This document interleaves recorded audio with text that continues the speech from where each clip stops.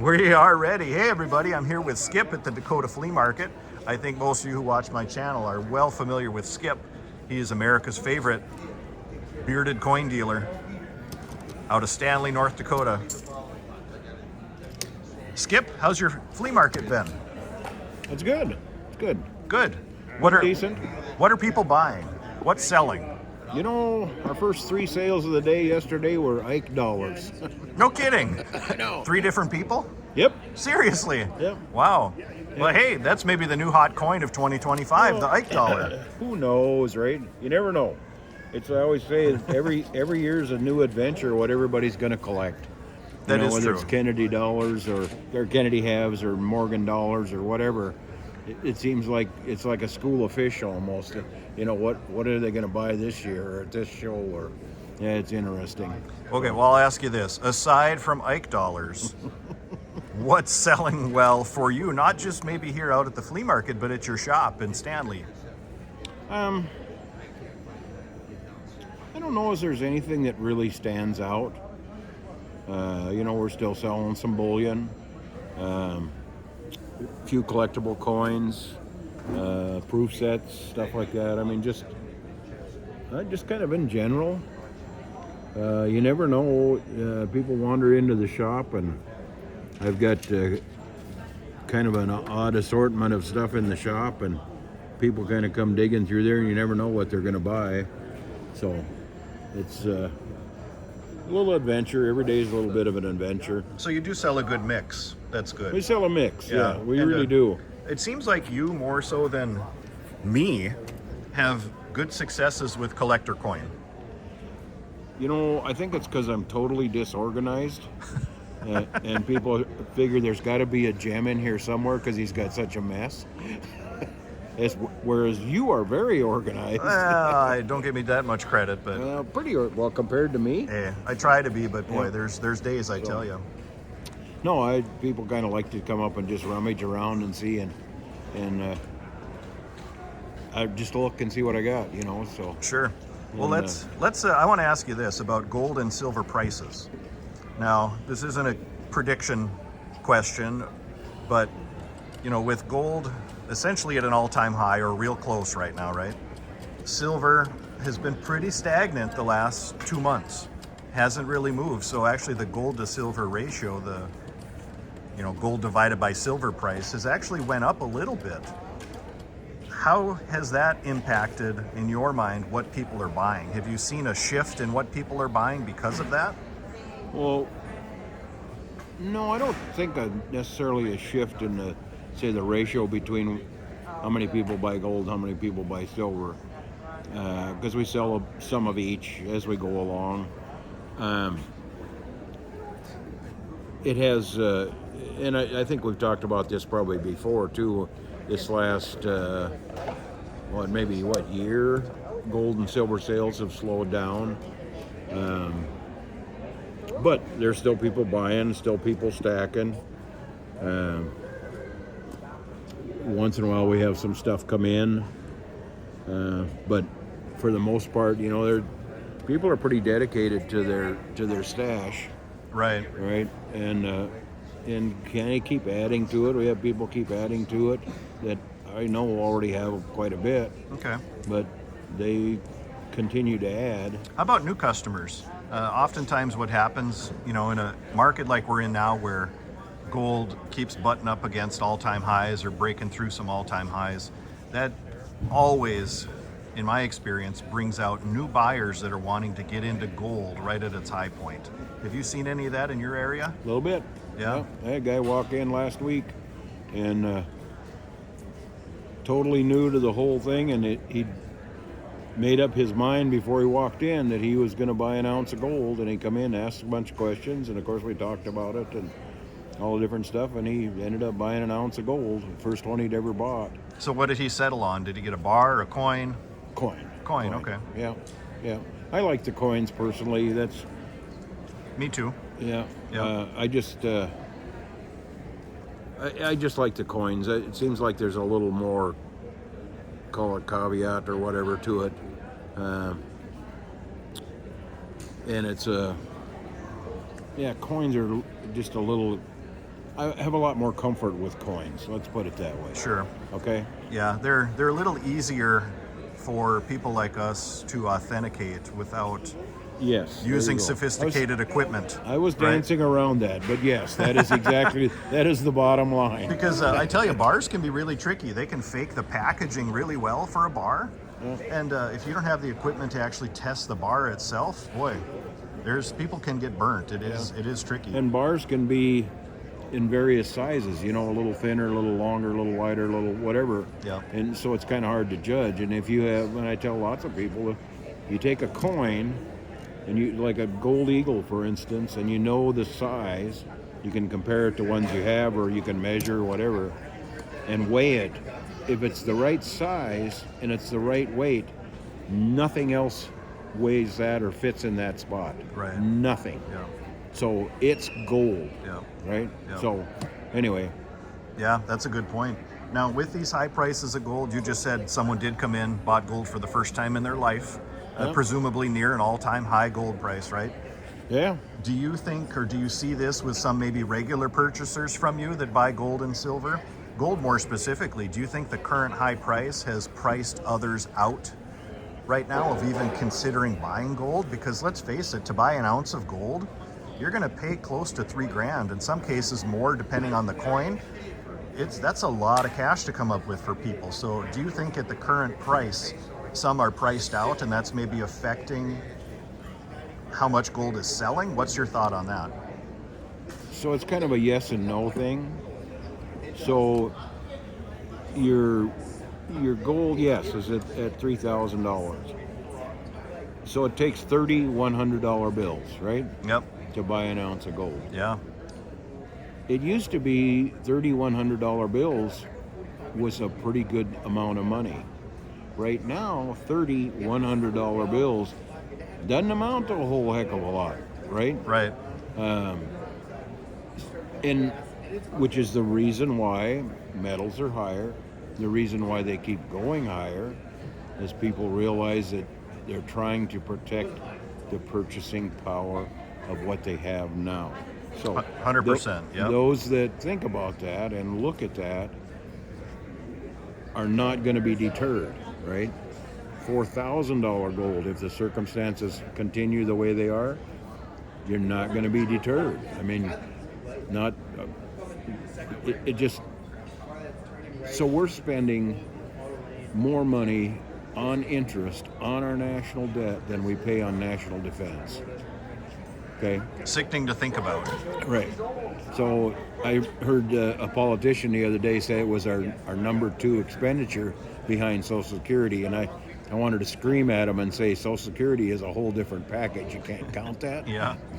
But they like to include that in their Right.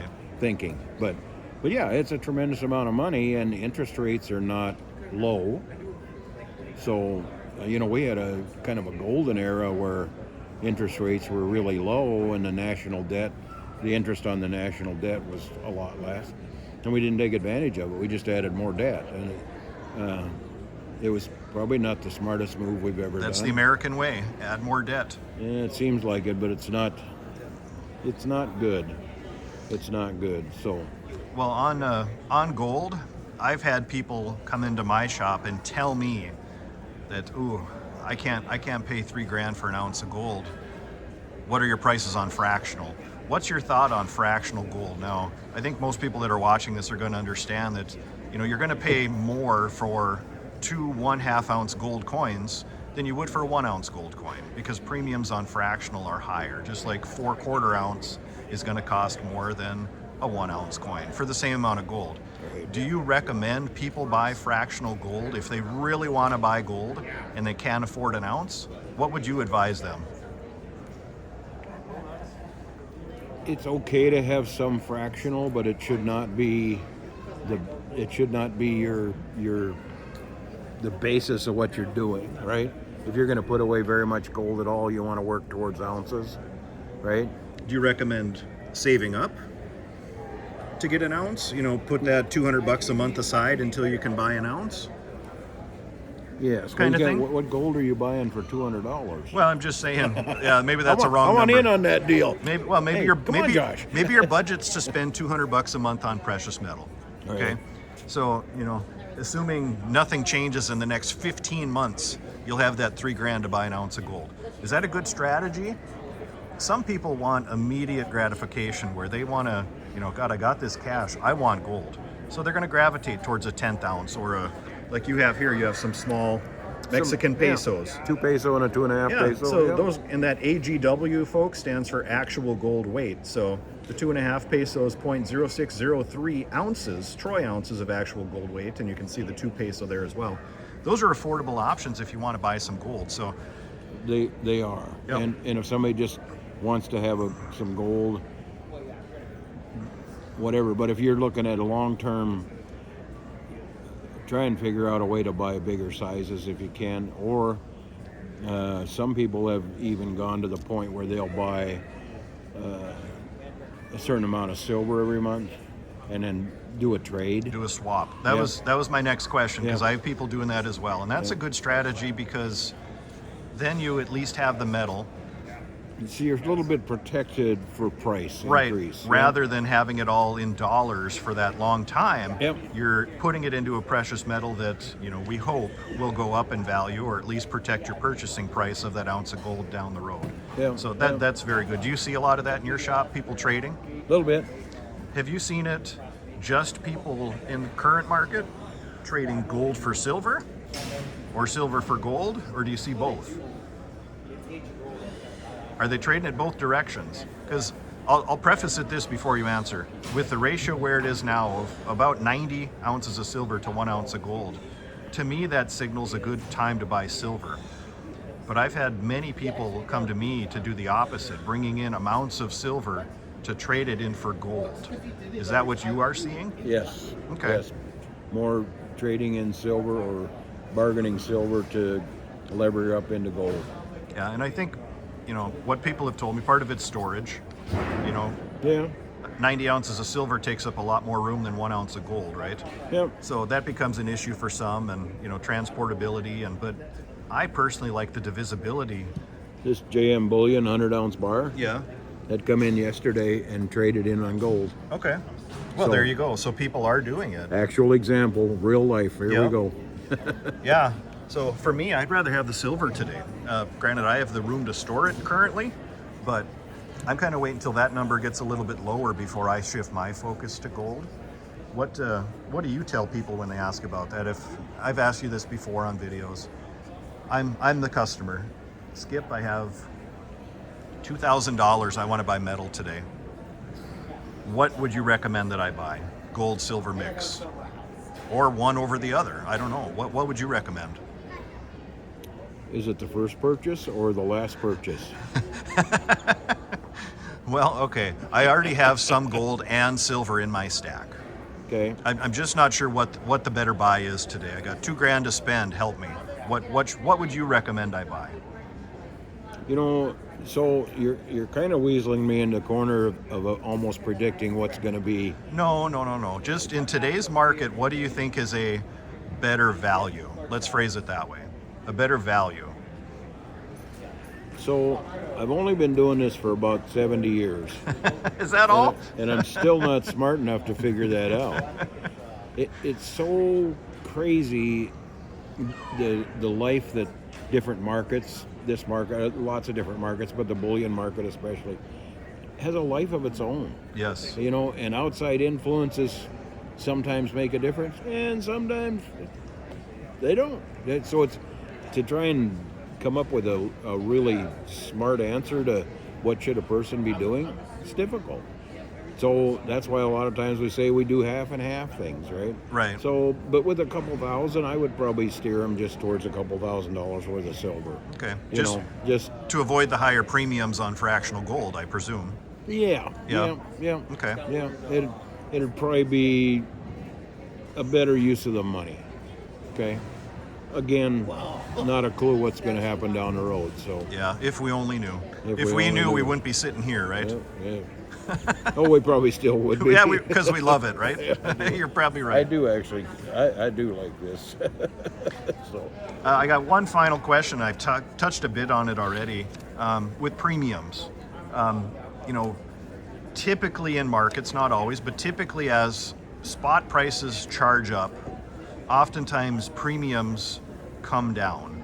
One thing I've noticed is I have not seen much of a reduction in the wholesale cost of gold in terms of premium, unless you can buy overstock from a wholesaler or a dealer. But the major clearinghouses that are buying gold and silver right now, they're still charging the same percentages for a 1 ounce gold eagle that they did 4 or 5 months ago when gold was less. Do you see, as gold continues to go up, do you see there being a little bit of a reprieve with premium? possibly not. And the reason I say that is two things run the price of gold. That's supply and demand. There seems to be demand, Yep. which means they can charge a premium for the gold that's out there. If demand continues, we could possibly come to a point where gold might be a little more dear, right? And I'm trying to think my way through this, and you almost get lost in the shuffle, everything that's going on. But you know, gold and silver is a part of electronics, and it's a part of the new things that are going on. And we're building, I don't know how many data centers around the place, and we're going to build electrical grid to service it, and we're going to, and more power generation. So you've got that, and then I don't have any facts for it, but don't you just suspect that banks and sovereign nations are creating a little bit of this demand too, that are tucking some stuff away just as a little precaution? Yep. So even though in my world, and I talk to a lot of other people around, retail demand has slowed down. Yep. Price keeps going up. So Yep. there's demand coming from somewhere because the supply is still there. I'm glad you brought that up. I hate to interject, but you brought up the fact that retail demand is down, but the price keeps going up. Another arm of that is there's many, and I don't know how you're doing here, but there's many entities, larger, shops and gold purchasers that are overwhelmed with gold supply from the public that has sold back their gold to take profits. And I heard this for the first time a couple days ago. Maybe you do or don't know this, but these authorized purchasers or large wholesale outfits are actually melting sovereign gold coins. They're sending them off to melt because they're so overwhelmed and they don't have that retail demand. Let's just say if somebody walks in, they sell you 500 gold eagles. What are the odds? But okay, let's say you swing the deal. What are the odds of me being able to pay for it? Well, write a check. If it bounces, it bounces, right? No, I'm just kidding. So you're not going to keep that in inventory, right? Right. No way. I mean, there's no way I could. Or anybody. Well, there's a couple dealers that I know of that could probably swing it, but not Skip and I. We're kind of more smaller dealers. But so what happens to that 500 ounces? You got to get your cash back so you're liquid again, right? So you're going to send that to a wholesaler or some type of clearinghouse that's buying up metal.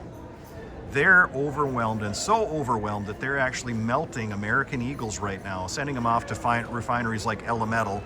They're melting it down, turning it into silver grain, and now they're producing gold bars with it. Okay, It's crazy to think that that's happening. Follow-up question. Yeah.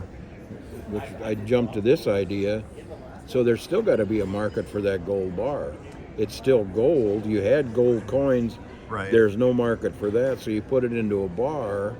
The only people buying large bars of gold. Exactly. Yeah. We already talked about. We circled back. Yeah. Yeah. So now it's those countries that are buying gold by the ton. Yeah. By the ton. And So probably large banks. Yeah. They're not against holding gold under certain circumstances. Absolutely, and I think in time they may be required to back their own securities with assets, tier 1 assets. Yeah. So, Skip, I think we covered a lot of stuff. We're pushing 20 minutes, so I think we'll wrap it up there. Holy cow. Yeah, I appreciate your time as always, your candor, your likability, your honesty. You're so fun to interview, and I know the public's going to love this one. So it's really great doing these because I feel good because you just tell me what a great guy I am. How can you go wrong? Yeah, exactly. I hope you hear it more than just from me, because you are. But Yeah, you're the only one. I appreciate it. And if you're ever in the Stanley, North Dakota area, Skip does have a coin shop on Main Street in Stanley. It's a very cool shop. Josh usually shares my cell number. Yeah. If you want me to, I'll put that in the video description. Yep. You can contact Skip if there's any questions you have or anything you want to buy that I maybe showcased here while we were talking today. But as always, I appreciate you. Thanks again, Skip. Thanks, Josh. Take care. Good.